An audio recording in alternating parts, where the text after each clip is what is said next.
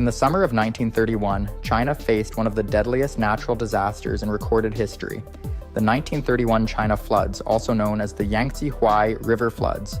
Spanning from June to August, these floods devastated central and eastern China, leaving a trail of destruction and loss across major cities like Wuhan, Nanjing, and beyond.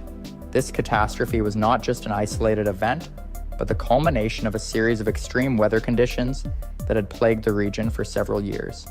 The backstory of these floods begins in the late 1920s, when China was already grappling with severe droughts from 1928 to 1930. These droughts had a significant impact on the country, drying up rivers and reducing water levels to dangerous lows. But the winter of 1930 brought a harsh twist, as heavy snowfall and freezing temperatures covered the mountainous areas with thick layers of snow and ice. As the winter gave way to spring in 1931, this snow and ice began to melt, and the resulting water flowed downstream into the Yangtze River. Ordinarily, the Yangtze River and its surrounding areas experience seasonal flooding during the spring, summer, and fall. However, the continuous melting combined with heavy rainfall in early 1931 created a situation that was far from ordinary. By June, those living in low-lying areas along the river had already been forced to abandon their homes as water levels rose at an alarming rate. The summer of 1931 was marked by intense cyclonic activity, with 9 cyclones hitting the region in July alone, far above the average of 2 per year. These cyclones brought unprecedented amounts of rain, further swelling the rivers and causing water levels to reach new heights. By the time the floodwaters peaked in August, much of central and eastern China was underwater. The floodwaters inundated an area of about 180,000 square kilometers, roughly equivalent in size to the combined states of New York, New Jersey, and Connecticut. Cities like Wuhan were submerged, and the scale of the disaster was so immense that it quickly overwhelmed local authorities and communities. This introduction sets the stage for understanding how the 1931 floods developed into one of the most catastrophic natural disasters in human history. The combination of natural factors, ranging from severe droughts and harsh winters to unrelenting cyclones, created a perfect storm that would lead to untold devastation in the months to come.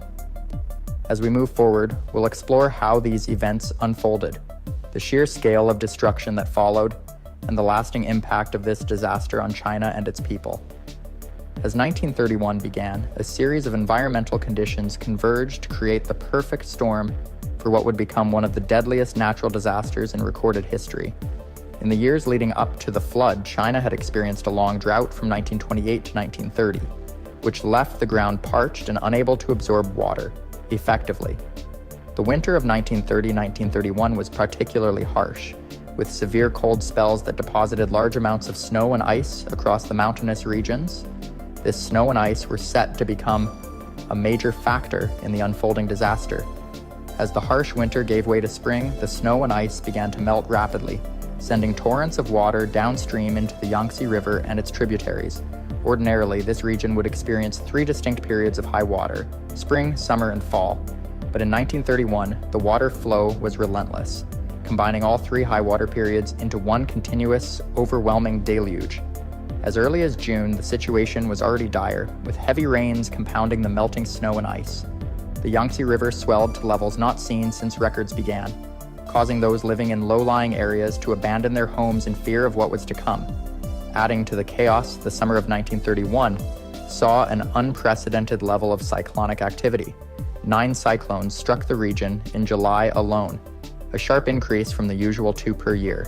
The torrential rains brought by these storms saturated the ground further, with 4 weather stations along the Yangtze River reporting rainfall exceeding 600 millimeters for the month. The river, already swollen from months of heavy water flow, reached dangerously high levels, pushing against dikes and levees that had held firm for decades. Despite the growing danger, preparations for such a catastrophe were minimal. The flood control infrastructure, already weakened by years of neglect and mismanagement, was simply not equipped to handle the massive volume of water.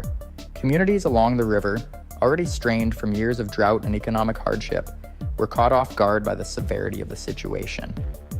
Efforts to strengthen dikes and build temporary barriers were quickly overwhelmed as the water levels continued to rise.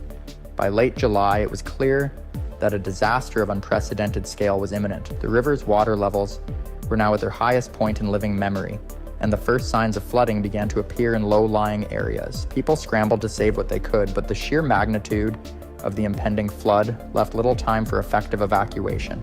The stage was set for the 1931 China floods to unleash their full fury on the unsuspecting population. The catastrophic impact of the 1931 China floods began to fully manifest in August. The relentless rains continued, and the Yangtze River, along with other major rivers like the Huai and Yellow Rivers, could no longer contain the immense volume of water. On August 1st, the Yangtze River burst its banks, and the floodwaters surged into the surrounding countryside, overwhelming dikes and inundating vast areas of land. Entire towns and villages were swallowed by the advancing waters. The floods swept through the landscape with unstoppable force, destroying homes, farmlands, and infrastructure. Roads and railways were submerged, cutting off communication and transportation routes, making it nearly impossible for aid to reach the affected areas. The situation was dire, and the people caught in the flood's path had little chance to escape. As the floodwaters spread, the scale of the devastation became clearer.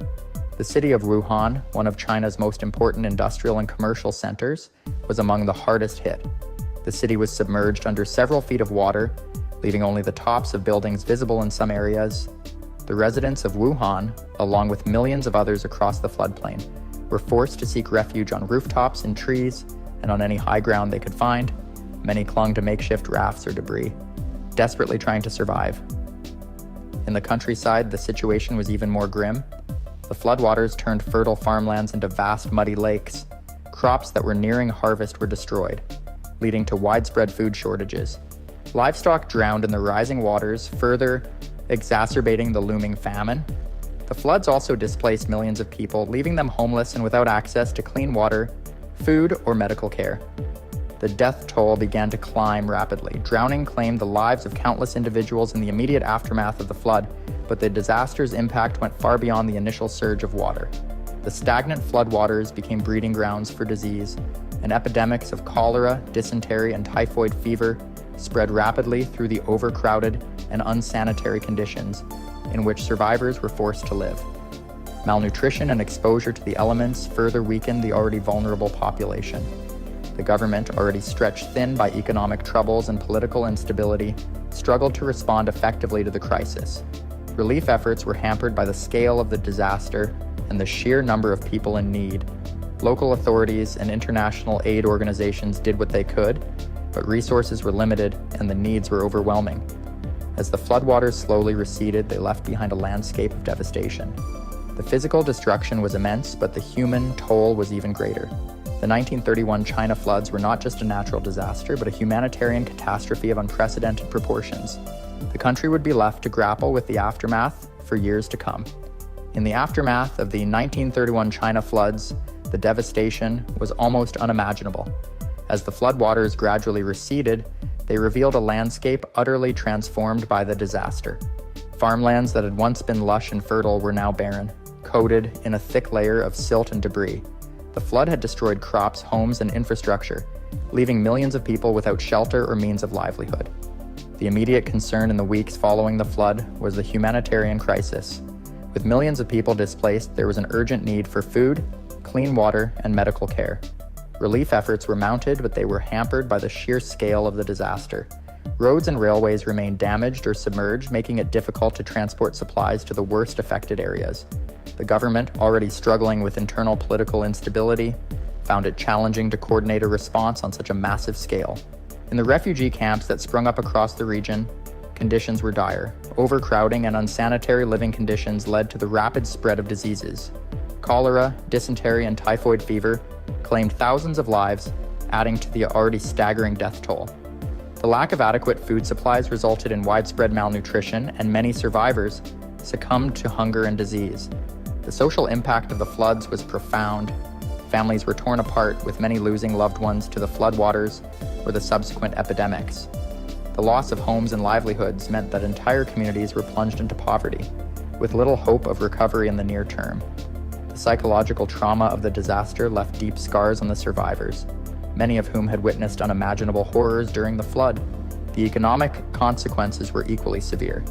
The destruction of farmlands and the loss of the harvest led to food shortages and skyrocketing prices, The agricultural sector, which was the backbone of China's economy at the time, was decimated.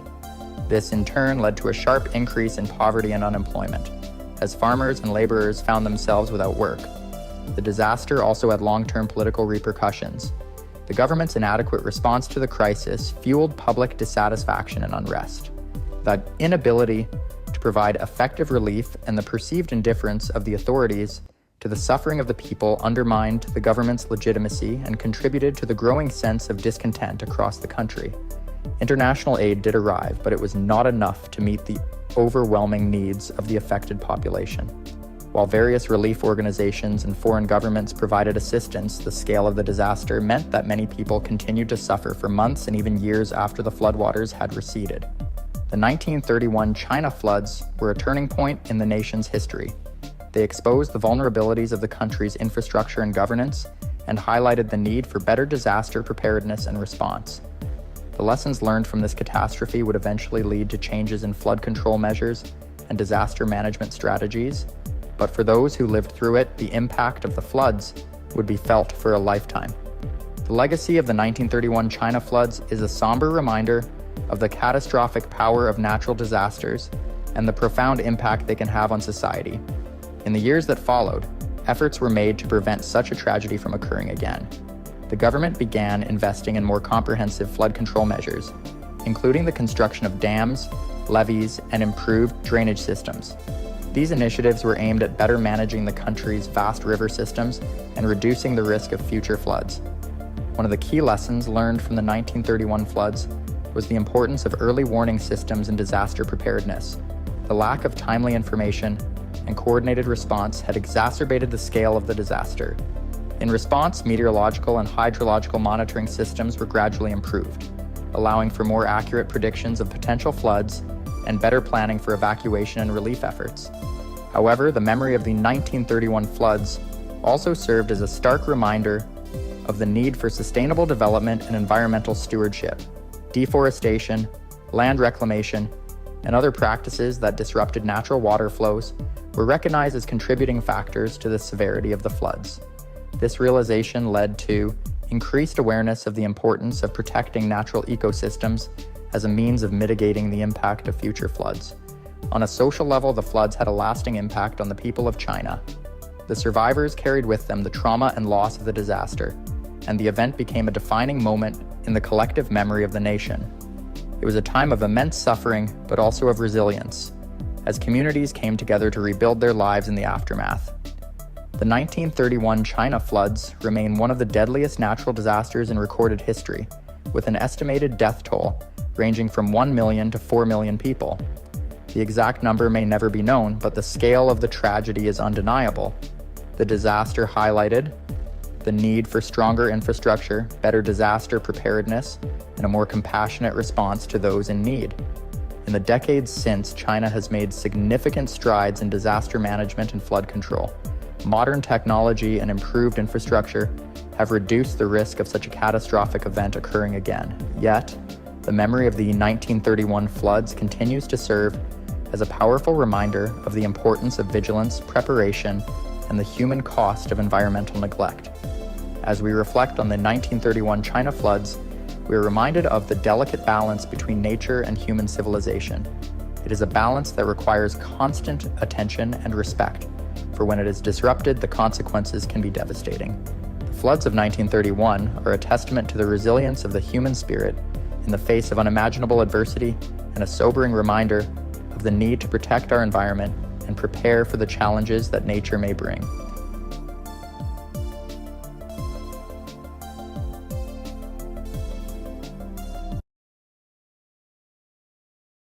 In the early days of September 1900, the bustling coastal city of Galveston, Texas, was completely unaware of the devastation that was about to unfold. Known as the Wall Street of the Southwest, Galveston was one of the wealthiest and most important ports in the United States. The city's prime location on Galveston Island along the Gulf of Mexico had made it a hub of trade and commerce, and its population had grown rapidly, reaching nearly 38,000 by 1900. However, this prosperity came with a dangerous sense of complacency. The city had weathered numerous storms in the past, and the residents believed that they would easily survive any future storms. Even Isaac Klein, the head of the Weather Bureau's Galveston office, famously wrote in an 1891 article that it would be impossible for a hurricane of significant strength to strike the island. But all of that changed on September 8, 1900, when the Great Galveston Hurricane made landfall. This storm, later known as the deadliest natural disaster in United States history, would go on to claim the lives of an estimated 8,000 people, with some reports suggesting that the number could be as high as 12,000. The city of Galveston was devastated, with nearly every building suffering damage and thousands of homes destroyed. In a matter of hours, the thriving city was reduced to ruins, and the lives of countless families were forever altered. The 1900 Galveston hurricane wasn't just a local disaster, it was a tragedy of epic proportions that had a profound impact on the entire nation. The storm ended Galveston's golden era as potential investors turned to nearby Houston, fearful of future hurricanes. In the wake of the storm, significant changes were made, including the construction of a seawall to protect the city and the raising of the island itself. This introduction sets the stage for a closer look at how this catastrophic event unfolded, starting with the formation of the storm and the initial signs that something was amiss. In the next part, we'll explore how the hurricane developed and the preparations, or lack thereof, that were made as the storm approached the Texas coast. The 1900 Galveston hurricane began its deadly journey as a tropical storm in the far eastern Atlantic Ocean off the coast of West Africa in late August. At the time, meteorology was still a developing science, and the tools available to track and predict storms were rudimentary at best. Despite these limitations, weather observers noticed the formation of a storm system that appeared to be gaining strength as it moved westward across the warm waters of the Atlantic. By the end of the first week of September, the storm had intensified into a full-fledged hurricane, although its exact path remained uncertain. In those days, the United States Weather Bureau, which later became the National Weather Service, relied heavily on reports from ships at sea and limited land-based observations. Communication between different regions was slow, and information about the storm was often outdated by the time it reached the public. As the hurricane approached the Caribbean, it made its first significant landfall in Cuba on September 6th. The storm caused considerable damage but did not lead to widespread alarm in the United States. Unfortunately, the Cuban meteorologists' warnings about the storm's potential severity were largely dismissed by their American counterparts. The Weather Bureau in Washington, D.C. predicted that the storm would veer northeastward and spare the Gulf Coast. They did not realize that the hurricane was about to take a more dangerous course. On September 7th, the storm entered the Gulf of Mexico, where it encountered ideal conditions for further intensification. The waters of the Gulf were exceptionally warm, providing the energy needed for the hurricane to strengthen rapidly. By now, it was clear that the storm was heading toward the Texas coast, but the residents of Galveston remained largely unaware of the impending danger. Isaac Klein, the head of the Weather Bureau's Galveston office, had noticed some concerning signs. The Gulf waters were rising, the wind was picking up, and the barometric pressure was dropping, a clear indication that a powerful storm was approaching. However, like many others, Klein did not believe that a hurricane of great strength could strike Galveston. He assured the public that there was no cause for alarm, even as the signs of an approaching storm became more ominous. By the evening of September 7th, the weather in Galveston had begun to deteriorate rapidly. Heavy rain and strong winds battered the city, but most residents believed it was just another typical Gulf storm. Some even ventured out to the beaches to watch the waves crash against the shore, unaware that within hours those very waves would rise up and engulf their city. As night fell, the storm continued to intensify and the fate of Galveston was sealed. The lack of preparation and the underestimation of the storm's severity would prove to be catastrophic. In the next part, we will delve into the day of the hurricane, when the full force of the storm struck the city, bringing with it unimaginable destruction and loss of life. On the morning of September 8, 1900, the residents of Galveston awoke to a scene that was already foreboding. The winds had grown stronger overnight, whipping through the streets with increasing ferocity. The sky was a heavy, ominous gray, and the usually calm waters of the Gulf had transformed into a raging, turbulent mass. By mid-morning, the situation had become more alarming, as the winds reached hurricane force and the tide began to surge. Despite the growing danger, many in Galveston remained unaware of the severity of the storm that was about to engulf their city. Some, who lived in more vulnerable areas near the coast, had begun to move to higher ground, or to the homes of friends and family.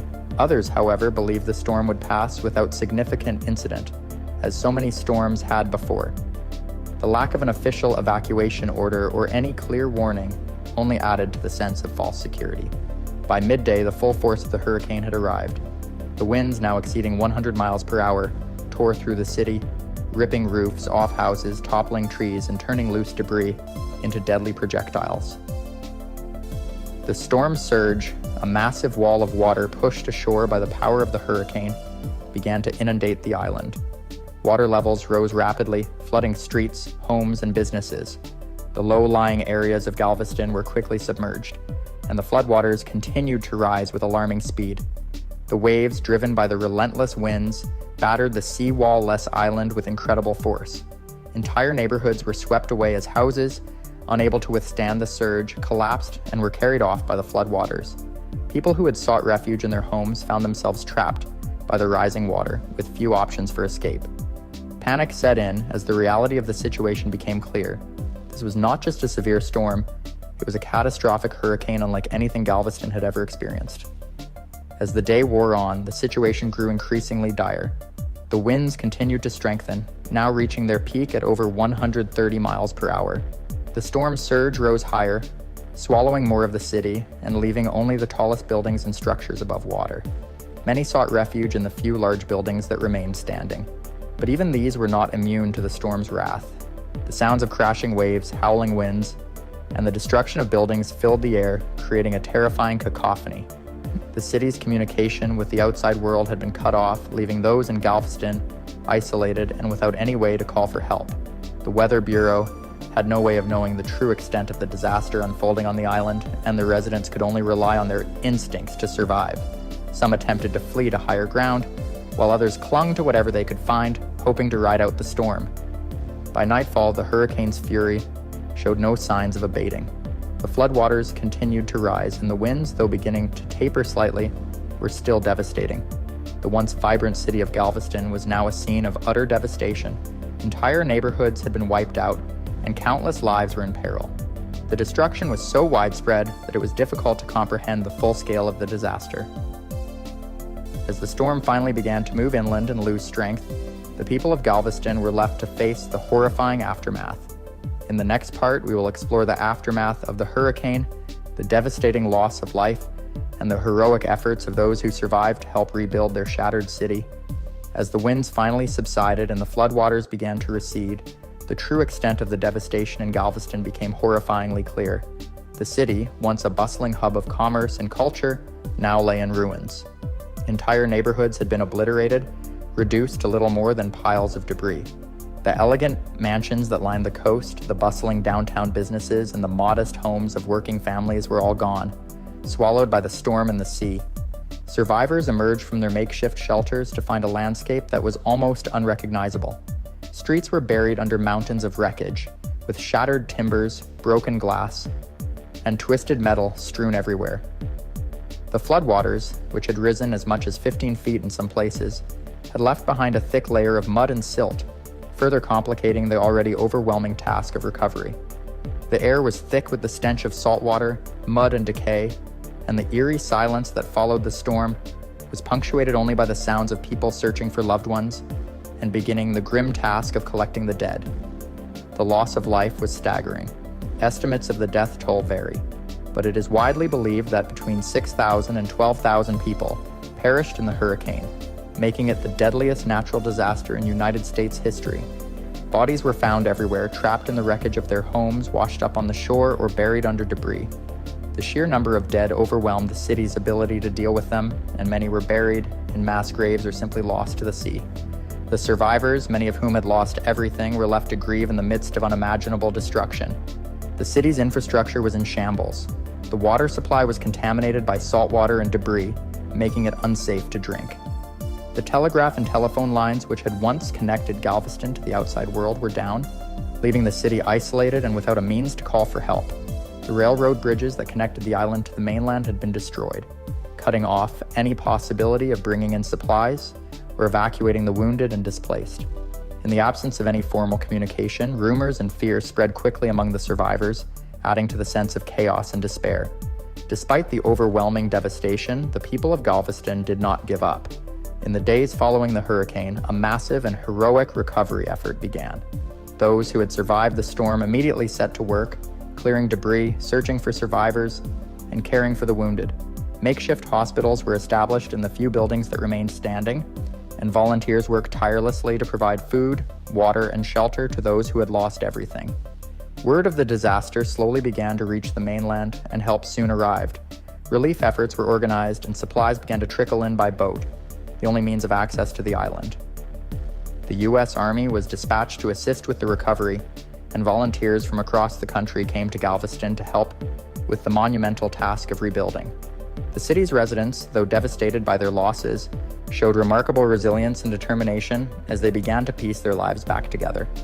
The rebuilding process was slow and fraught with challenges. With so much of the city destroyed, there was a shortage of materials and labor, and the work was often dangerous. Many of the buildings that had survived the storm were damaged beyond repair and had to be demolished, further adding to the sense of loss. But despite these difficulties, the people of Galveston pressed on, driven by a desire to rebuild their city and honor the memory of those who had been lost. In the final part, we will explore how Galveston rose from the ashes of this disaster, the lessons learned from the hurricane, and the lasting impact it had on the city and its people. In the aftermath of the hurricane, Galveston faced the enormous challenge of rebuilding a city nearly wiped off the map. The task was daunting, but the people of Galveston were determined to restore their home. The process began with clearing the massive amounts of debris that littered the island. This was no small feat, as the storm had left behind mountains of rubble, tangled with remnants of homes, businesses, and lives that had been lost. Volunteers, military personnel, and the remaining residents worked tirelessly to clear the streets and begin the long process of reconstruction. Now, one of the most significant and ambitious projects undertaken was the raising of the entire city. Engineers proposed elevating Galveston to protect it from future storms, a project that was both unprecedented and monumental in scope. Buildings were jacked up, sometimes as much as 17 feet, and sand and dirt were pumped in to fill the space below. Streets were raised, and a new seawall stretching more than 10 miles was constructed to shield the island from future storm surges. This engineering marvel not only transformed the landscape of Galveston, but also demonstrated the city's resilience and commitment to surviving in a perilous environment. The economic impact of the hurricane was profound. Before the storm, Galveston had been a major port and one of the wealthiest cities in Texas, known for its vibrant culture and booming economy. The hurricane, however, shifted that prosperity to nearby Houston, which emerged as the region's new economic powerhouse. Despite this shift, Galveston remained an important city, continuing to thrive in new ways. Tourism became a significant industry as visitors flocked to see the seawall and the city's ongoing recovery efforts. The storm also had a lasting impact on disaster preparedness and response. The 1900 Galveston hurricane is often cited as a pivotal moment in the development of modern meteorology and emergency management. The scale of the disaster highlighted the need for better forecasting, communication, and evacuation planning. Lessons learned from Galveston influenced policies and procedures that would be implemented in future disasters, helping to save countless lives in the years to come. Galveston's recovery was not just about rebuilding structures, it was about healing a community that had been deeply scarred by tragedy. The loss of thousands of lives left a permanent mark on the city's collective memory, and the stories of those who perished became a part of Galveston's history. Memorials were erected and annual commemorations were held to honor the victims and to remind future generations of the city's resilience in the face of unimaginable loss. Today, Galveston stands as a testament to the strength and determination of its people. The city has evolved, but it has never forgotten the lessons of the past. The seawall, the raised buildings, and the memorials are enduring symbols of the city's commitment to protecting its future while honoring its history. Galveston's story is one of survival, resilience, and rebirth, a powerful reminder that even in the face of overwhelming disaster, a community can rise again, stronger and more determined than ever. The 1900 Galveston hurricane remains the deadliest natural disaster in U.S. history, but it also serves as a story of hope and recovery. Galveston's ability to rebuild and adapt has inspired countless others, proving that even the most devastating tragedies can lead to renewal and growth. The city's legacy continues to live on, not only in the physical structures that were rebuilt, but also in the spirit of its people, who faced one of nature's fiercest storms and emerged with a renewed sense of purpose and resilience.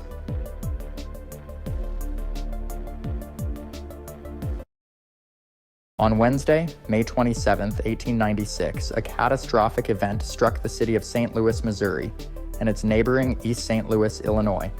This historic tornado, known as the Great Cyclone, would go down in history as one of the deadliest and most destructive tornadoes in the United States. As the day began, the weather seemed calm, with people going about their usual activities. The local weather bureau had predicted thunderstorms, but nothing that would indicate the scale of destruction that was about to unfold. Around noon, ominous clouds began to gather and the barometric pressure started to drop. For many, this was a sign of trouble ahead. However, the day proceeded with little concern from most residents, as the forecasters lacked the technology to predict tornadoes of such magnitude. By mid-afternoon, the skies darkened significantly, causing unease among some citizens who sought shelter at home. At 5 o'clock in the evening, everything changed. Thick, swirling clouds took on a menacing green hue as rain began to pour in heavy droplets. Within moments, the Great Cyclone touched down, carving a path of destruction through the heart of St. Louis. In just 20 minutes, this powerful tornado claimed at least 255 lives, injured over 1,000 others, and left more than 5,000 people homeless. The hardest hit areas included the fashionable Lafayette Square and Compton Heights neighborhoods, as well as the poorer Mill Creek Valley. This tornado would not only change the landscape of St. Louis, but also alter its history. It remains the third deadliest tornado in the United States, forever marking May 27th as a day of unimaginable loss and devastation. As the day of the disaster approached, the atmosphere in St. Louis was charged with tension. On May 27, 1896, meteorologists noted a storm system moving through Illinois and Missouri. While they had predicted thunderstorms, they could not foresee the violent tornado that was about to form.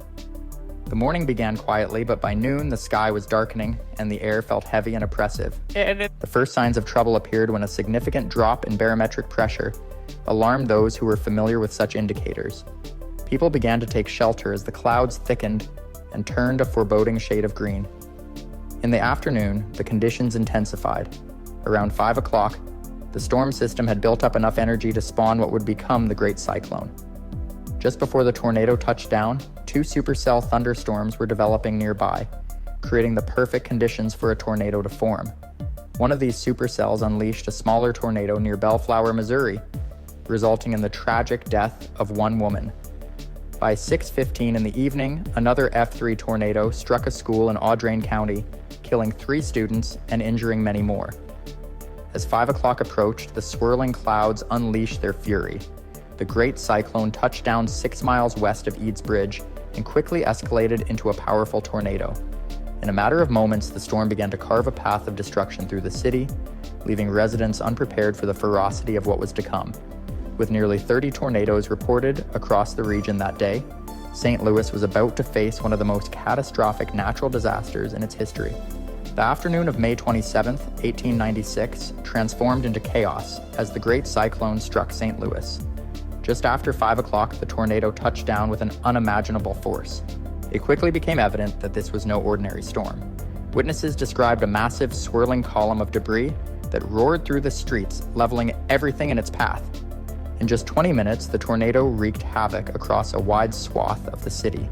The powerful winds, estimated to be between 168 and 199 miles per hour, flattened entire neighborhoods. Lafayette Square and Compton Heights, once bustling and vibrant, were reduced to piles of rubble. The Mill Creek Valley, a poorer area, faced devastation as well, suffering extensive damage and loss of life.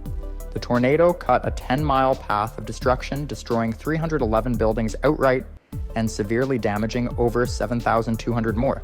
Streets became unrecognizable as homes, schools, factories, and parks were swept away. The storm was relentless, leaving a continuous path nearly 1 mile wide of broken structures and downed trees. As the tornado moved into East St. Louis, the devastation continued. Within moments, at least 255 people lost their lives, and over 1,000 others were injured. The city was thrown into a state of shock, with survivors frantically searching for loved ones amidst the chaos. Emergency services struggled to respond as they faced the sheer scale of destruction. Once the tornado passed, the air was filled with dust and debris, and the eerie silence that followed was palpable. What had started as a normal day had turned into a scene of unimaginable tragedy, forever changing the lives of those who experienced it. The impact of the Great Cyclone would be felt for years to come as the city began to confront the overwhelming aftermath of this catastrophic event. In the wake of the Great Cyclone, the destruction to St. Louis was immense, both in terms of physical damage and human loss. The impact on nature was stark, as trees that had stood for decades were uprooted or snapped like twigs. Parks once filled with life lay in ruins, with Lafayette Park becoming a haunting reminder of the storm's power. The landscape of the city had changed dramatically, with entire blocks reduced to nothing more than splintered wood and twisted metal. The aftermath revealed a heart-wrenching scene. Over 5,000 people found themselves homeless, their lives shattered in an instant. Families searched through the debris for any remnants of their possessions, while makeshift shelters sprang up in parks and community centers to provide some form of refuge. Local volunteers rallied to assist the wounded and homeless, digging through the rubble to rescue trapped individuals. Makeshift hospitals were set up to treat the injured, with doctors and volunteers working tirelessly through the night. As news of the devastation spread, aid began to pour in from neighboring cities and states. Offers of food, clothing, and financial support flooded the area, showcasing the resilience of the human spirit in times of crisis. Many residents who had escaped the destruction joined forces with relief efforts, displaying a strong sense of community in the face of adversity. The rebuilding process began almost immediately, but it was clear that recovery would take time. Debris was cleared from the streets and plans were drawn up for new buildings that would eventually rise from the ashes of the old. The disaster forced a reassessment of building codes and safety measures in tornado-prone areas. Many lessons were learned, which would influence future urban planning and disaster preparedness. The impact on the psyche of the community was profound. For years, the memory of that day lingered in the minds of residents. It was a constant reminder of the tornado's destructive force and a catalyst for change in how cities prepared for severe weather. As the years passed, the resilience of St. Louis shone through, but the scars of the Great Cyclone remained etched in the city's history. The Great St. Louis Tornado of 1896 left a lasting impact on the city and its people, shaping both its physical landscape and its future. The tornado, which lasted just 20 minutes, destroyed thousands of homes and buildings, leaving over 5,000 people homeless and causing more than $10 million in damage at the time. In today's value, that would be close to $5 billion. But the true cost of the disaster was much more than just monetary. It was felt in the lives lost and the city's collective trauma. In the years that followed, St. Louis rebuilt itself from the ground up. The areas hardest hit, like Lafayette Square and Compton Heights, were eventually restored, though some of the poorer neighborhoods, such as Mill Creek Valley, faced greater challenges in recovery. The rebuilding effort brought about a renewed focus on urban development, with better construction practices and an awareness of the need for storm preparedness.